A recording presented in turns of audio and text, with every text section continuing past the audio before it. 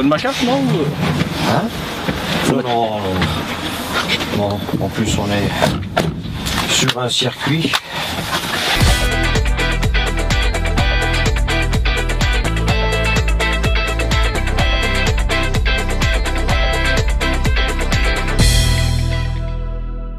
Voilà, oui. Et là maintenant vous allez appuyer sur la pièce. Voilà. Pas complètement à fond, vous avez donc un nouveau réglage, c'est-à-dire l'orientation du siège, du volant. D'accord. Voilà. À fond, ça bouge tout, et en haut, vous réglez le. Voilà. Ce qui fait qu'aujourd'hui, on a vraiment le volant réglé comme on le souhaite. D'accord. Hein, donc je vous laisse le démarrer.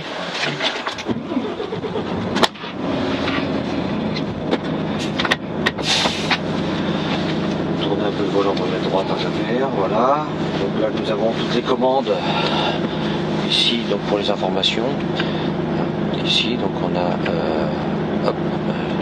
Voilà. Indicateur, tachygraphe par exemple, pour les temps de travail, temps de conduite, etc. Ça évite de lever les yeux là-haut. Ensuite, les indicateurs, par exemple l'ordinateur de bord, les consommations et autres. Les indicateurs, pareil, donc pression d'huile, d'alimentation d'air, etc. On défile comme ça avec le petit curseur, vous voyez, de chaque côté. Hop. Puis escape, on revient au menu. De l'autre côté là-bas, nous avons donc le cruise control, donc le régulateur des vitesses, ici, okay. Ici, tac, voilà, par exemple, là, je viens de le mettre, il est réglé à 81 km/h, voilà, et on enlève, on reste appuyé là-dessus, voilà. La CC, c'est le régulateur et, on va dire, le limiteur, en même temps, voilà, donc il va me réguler tout ça, combien, voilà, j'ai réglé à 80 km/h, donc 80, 85 maxi, 80 minimum, voilà, donc en fait, il va travailler. Ensuite, j'ai mon réglage de distance. Donc plus je vais m'approcher d'un véhicule devant, il va ralentir. Voilà. Et si au cas où j'ai quelqu'un qui vient vraiment se mettre juste devant moi, j'ai ça qui va m'envoyer un appel sonore très violent et lumineux qui va me faire appuyer fortement sur les freins. D'accord. Voilà. Donc ça, bien sûr, tout ça avec les programmations qui sont là-bas. On a une télécommande sur la gauche qui retranscrit pas la totalité, mais pas mal de choses que nous avons déjà au tableau de bord, bien sûr. Ce qui me permet d'être au cul de ma SMI, pouvoir régler mes suspensions à l'auteur que je veux, par exemple, arrêter mon moteur ou l'accélérer si j'ai besoin d'avoir un régime moteur plus élevé parce que j'ai un groupe dessus, j'ai quelque chose, à distance, en fait. Voilà. Ouais. Hein, on peut mettre plein de choses là-dedans. On a le poids total chargé dessus, là? Voilà, oui, tout à fait. Si vous appuyez sur Escape en bas là, pour mettre en route, vous restez un petit peu appuyé. Voilà, ça doit le faire. Ça y est, c'est bon. Voilà. Et vous allez avoir la charge, vous allez cliquer après sur la petite flèche en haut. Voilà. Et on aura le poids du tracteur. On doit être à 18,5 à peu près. C'est ça. Voilà, parce qu'on n'a pas les informations de la SMI. Sinon on est à 40 tonnes. Visibilité. Qu'est-ce que vous en pensez? Impec, oui, les rétros sont sympas. Voilà. Ça change des anciens rétros, il y a plus de visibilité quand même, hein. Ils sont moins massifs que les anciens modèles. Voilà, tout à fait. On a augmenté 17% donc la visibilité des surfaces vitrées. Hein. Un tableau de bord qui penche, donc, là, qui est nous permettant de mieux voir ici, ce qui est vraiment très bien. Et surtout les rétros, ça c'est vraiment un truc qui a été super pour, en tant que conducteur, ça nous a bien plu. Une surface habitable. Ouais, plus volumineuse, voilà. Plus grande, plus de confort, plus de coffre, plus d'espace, même la cabine plate, moi je mesure 1m70, je me tiens dedans, debout. Hein, même la cabine plate là je touche bien sûr, hein, mais je suis pas coincé, quoi. Voilà. D'ailleurs elle a même des coffres qui est pas mal. Plus haute que l'ancien modèle? Tout à fait, d'accord. Mais vraiment très bien, tout en bénéficiant toujours du même plancher, quoi. Voilà. Donc ici couchette, donc on a du confort, hein, les matelas ont été revus bien sûr, hein, et donc possibilité de rehausser le dos, le conducteur s'il veut lire ou autre. Voilà, et on a aussi au fond là la possibilité de commander l'ouverture des vitres, on a plein de commandes ici, ce qui permet au conducteur de sa couchette, voilà, la radio, etc. Il n'est pas obligé de se lever à chaque fois. D'accord. Voilà. Bon ben on va y aller. On va Allez. se démarrer. On va prendre ici à gauche, donc on va peut-être devoir s'écarter fortement. Ouais. C'est bon? Ouais, Le frein de parc. Alors le frein de parc peut être reculé, peut-être, ce qui va nous permettre de plus de dégagement. J'espère qu'il est en voiture là. Alors soit que vous appuyez dessus pour l'enlever, ou soit comme la voiture, vous passez un rapport, vous accélérez, ça s'en va tout seul. D'accord, il se fait comme la voiture automatiquement. Alors, il y a un petit cran. Tac. D'accord. Donc tac.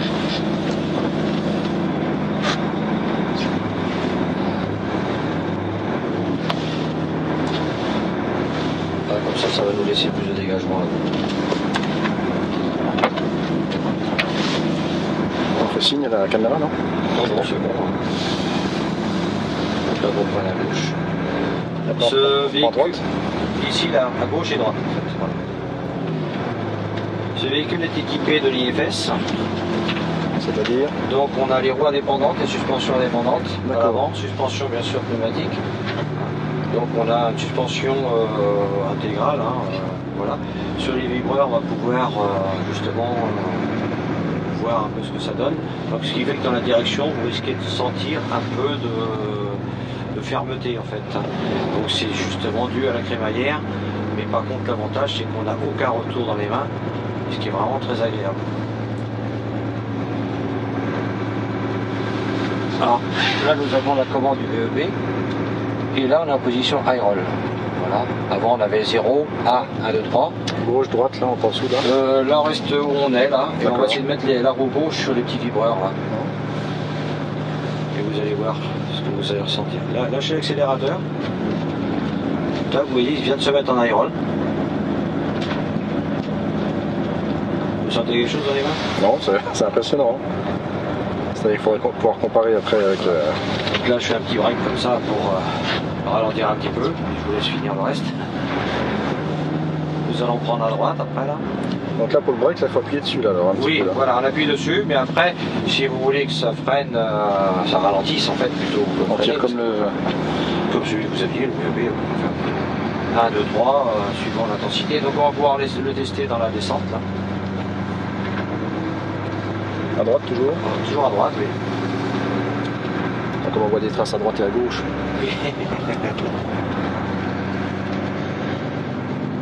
Cabine bien insonorisée quand même. Dans la descente, vous allez pouvoir jouer là sur tous les plots.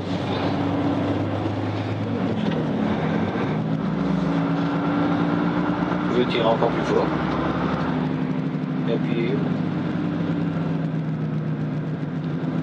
Il n'y a pas le... Sur l'ancien VEB, il y avait un petit coin pour... c'est le bouton du coup. D'accord, c'est ce bouton là. Voilà. Donc je continue à gauche là. Non, non. Ah, oui, pardon, à gauche, excusez-moi, oui. On va dans le qui passe, au champ pour aller. C'est la priorité. On est pourtant prioritaire à droite là quand même. Bon. Allez. On va où? On les suit ou on va là-bas? En face.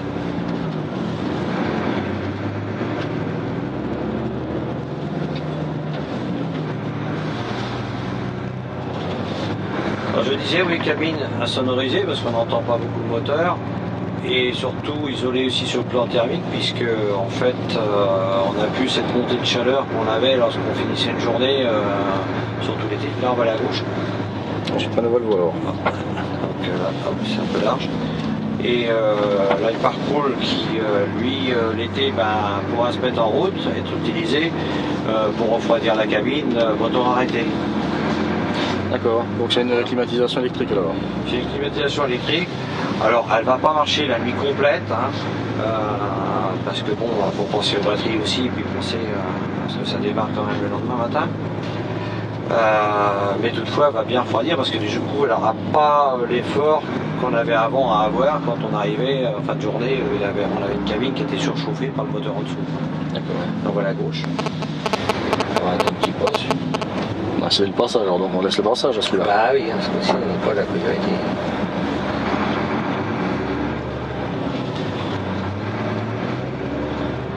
Et si on est sur température un peu mitigée, on peut avoir le V-Basto qui va se remettre en route. Automatiquement. Automatiquement. Ouais, réglage de la température automatique.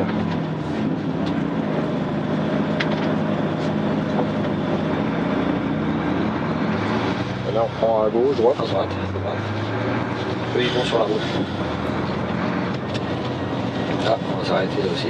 Ici, c'est bon. Et puis, il est bon.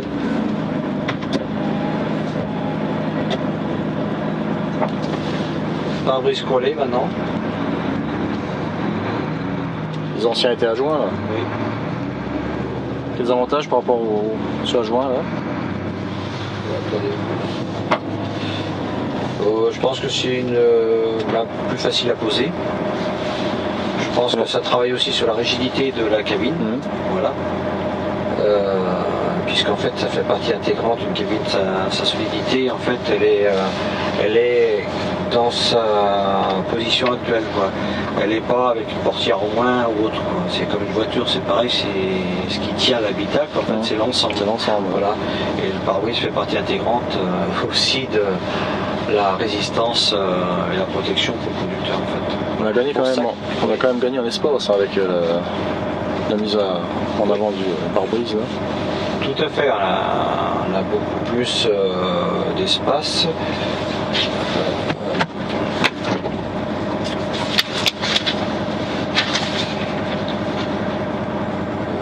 1 mètre cube de plus.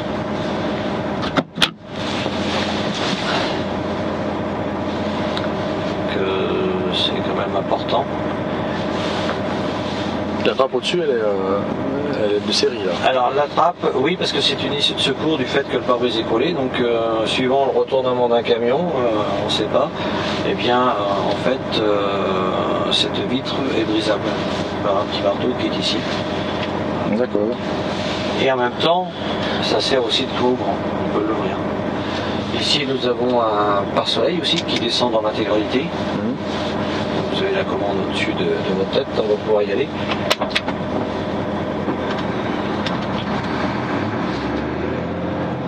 Planche de bord qui est pratique parce qu'on peut poser des choses quand même dessus, le gars qui veut écrire,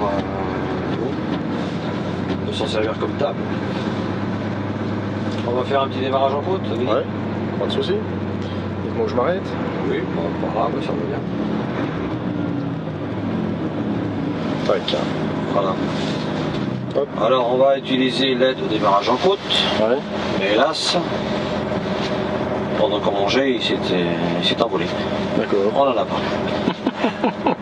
Alors là, si je lâche la pédale de frein et que j'accélère en même temps, ça va être assez difficile. Avant, j'avais ma pédale d'embrayage, ça me permettait de m'aider, mais là, c'est plus le cas. Ouais. Alors donc là, ça se complique. Alors je pourrais utiliser bien sûr mon frein de parc. Ouais. Voilà. Mais bon, c'est trop facile. Ce qu'on va faire, c'est qu'on va utiliser ce commodo. Ouais. Premier plot, j'ai ma SMI qui freine. Deuxième, j'ai l'ensemble. Donc je vous laisse faire. D'accord. Voilà. Hop, premier plot ou deuxième plot, comme vous voulez. Ah oui, d'accord, j'avais Voilà. pas senti Tac. le premier. Voilà. Hop, deuxième.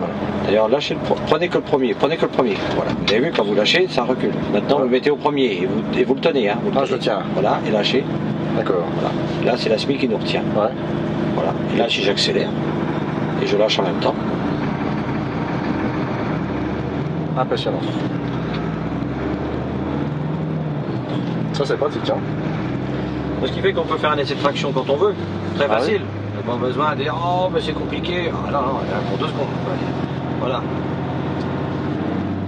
Attention, c'est fait. C'est un frein pour les essais de traction. Si je m'amuse à l'utiliser, il ne se passe rien. D'accord, ok. Voilà. Donc il n'y a plus du tout le frein. C'est pas le frein d'alignement. Il se met en stop, hein. Il se met en... Allez-y, allez-y, parce que ça c'est pour les collègues. Ouais. Il se met que au comment ça s'appelle, quand on est comme ça à zéro. À zéro, tout à fait. C'est pour les anciens freins d'alignement qu'il y avait, Alors, que j'ai à peine connu moi. ça veut dire quoi ça? Juste là, à gauche, à droite. À droite là. Ouais, tout à fait. Mais comme je disais, le collègue qui est passé avant, c'était pas une bonne idée. Moi aussi, j'ai fait, j'étais fractionnaire. Et on le fait une occasion, c'était pas une bonne idée parce qu'en fait, on n'avait pas une bonne qualité de freinage. Là, je crois à gauche. À gauche, ouais.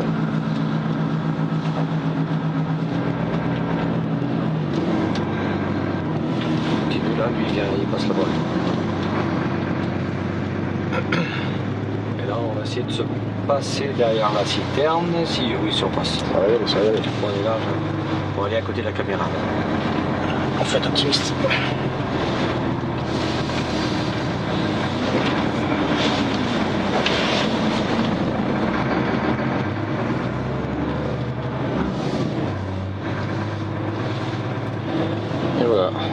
retour.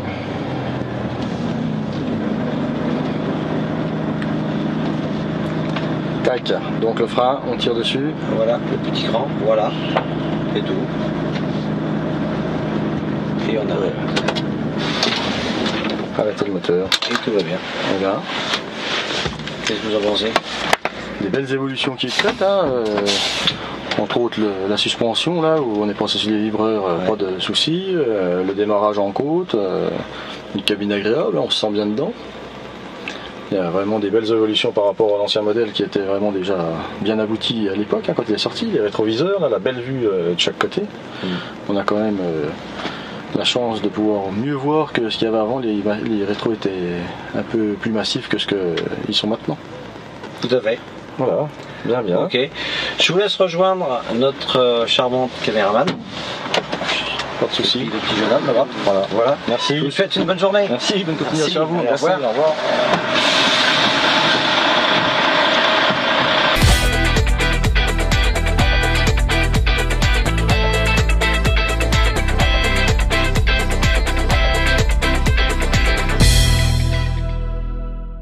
Quelles sont vos impressions après avoir essayé ce nouveau Volvo FH? Très impressionné par la modernité, les suspensions de l'essieu avant qui est vraiment formidable, où c'est qu'on sent pas de secousse, les rétroviseurs qui sont maintenant bien visibles de chaque côté, où on voit bien dedans et on voit à côté des rétroviseurs par rapport aux anciens, et le côté agréable de la cabine, le démarrage en côte avec le système de freinage de la remorque, vraiment un camion formidable et bien abouti. Comment vous êtes-vous senti derrière le volant? Mieux que dans ma voiture personnelle qui est pourtant une bonne voiture de qualité, on est très très bien installé. Le volant est réglable en hauteur, en profondeur, et il y a un double réglage qui permet de le mettre plus à sa main, et ce qui est vraiment appréciable quand on a beaucoup de route à faire. En résumé, quel aspect de ce nouveau Volvo FH vous a particulièrement séduit? L'ensemble général, le nouveau design, la nouvelle cabine, l'intérieur, l'espace qui est nouveau, le pare-brise qui est de face, et les rétroviseurs aussi où on voit de chaque côté agréablement. Et la suspension, la nouvelle suspension. L'ensemble est vraiment bien abouti. Très bien, merci beaucoup. Merci à vous.